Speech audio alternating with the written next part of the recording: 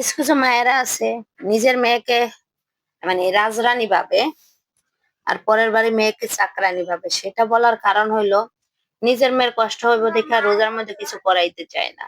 আর পরের বাড়ির মেয়েটা যে থাকে তাকে বলে এটা বানাও ওটা বানাও, এটা হইলো না কে ওইটা হইলো না কে। নিজের মেয়েরা যখন বিয়া দেয় তখন যখন শ্বশুর বাড়ি সবকিছু করাইতে চায় তখন কইবে তুই করবি না। কে তুই করবি? তোর জামাইরে নিয়ে আলাদা খাবি। যখন মেয়ে জামাইরে নিয়ে আলাদা খায় সেইটা তখন কি বলে, শাশুড়ি জ্বালাই দেখে আমার মেয়ে আলাদা হয়ে গেছে।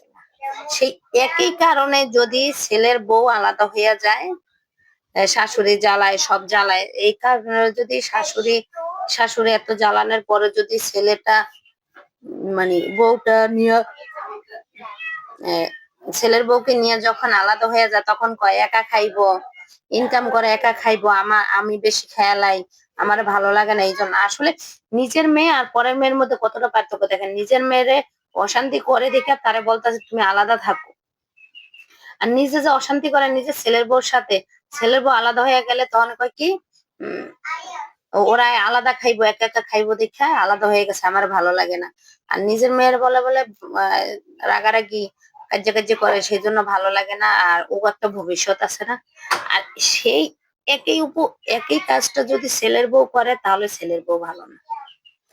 ছেলের বউ রাতে এটা করাই তৈব ওটা করাই তৈব সবকিছু করাই তৈব,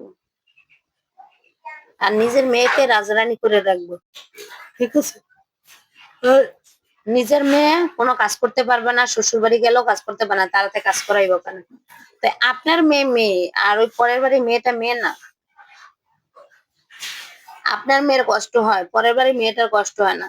তর্ক তর্ক এইটা বানাও ওইটা রান্না করা লাগবে, এটা করা লাগবে, কাপড় চোপড় ধোয়া লাগবে, ঘর দুয়ার মোছা লাগবে। একটা মেয়ে সব করতে পারে। আপনারা বিয়ার আগে কি আপনারা কাজ করেন নাই? যে সময় পরের মেয়েটা আপনাদের বাসায় আসার আগে আপনারা কি কাজ করেন নাই? না আপনাদের ঘরে 5টা 10টা কাজের লোক ছিল, আপনারা তো কাজ করছেন। এখন ভাগযোগ করে যদি সবাই করি কাজটা তাহলে তাড়াতাড়ি হয় না? তাড়াতাড়ি হয়ে যায়, ভালো হয়। সেই জন্য ভালো না। এখন হইলো কি পরের বাড়ির মেয়ের দোষ বেশি, আর নিজের মেয়ের শত দোষ করলেও দোষ না। ওই যে বললাম যে নিজের মেয়ে যদি শাশুড়ি একটু জ্বালায় বা কথাবার্তা কয় কাজ করতে কয় সেটা ভালো লাগে না, সেই জন্য বলে তোমরা আলাদা হয়ে যাও, আলাদা খাও। আর সেই একই কারণে যদি ছেলের বউ আলাদা হয়ে যায় তাহলে ছেলের বউ ভালো না, মানুষ চোখে দেখতে না, শ্বশুর শাশুড় চোখে দেখতে না। আমার ছেলে ইনকাম করে, এখন একা একা ভোগ করবো, সেই জন্য আত্মীয় স্বজন মা বাবাকে লইয়া খাইবো, এই জন্য। তাহলে পরের যে বেলায় একবারে এত কিছু, নিজের মেয়ে যখন আলাদা হয়েছে, নিজের মেয়ে তো পরের বাড়ি গিয়ে কাজ করতে হবে। আপনার মেয়েকে তো বসায় বসাই আর শেখা হবে না, কাজ তো করতেই হবে, ঠিক না? মেয়েকে তো কাজটা করতে হবে। তাই পরের বাড়ির মেয়ে যদি কাজ করতে পারে তা আপনার বাড়ির মেয়ের কাজ করতে পারবে না। পরের বাড়ির মেয়ে যদি আপনার বাড়ির মেয়ে যদি রাজকন্যা হয়, পরের বাড়ির মেয়েও তো রাজকন্যা। এটা ভাবতে হবে, এটা বুঝতে হবে। এটা যতক্ষণে না বুঝবেন নিজের মেয়ের মধ্যে আর পরের মেয়ের মধ্যে, যতক্ষণ এক না ভাববেন, যতক্ষণ পার্থক্য ভাববেন, ততক্ষণে এই ঝগড়াঝাটি অশান্তি লেগে থাকবো।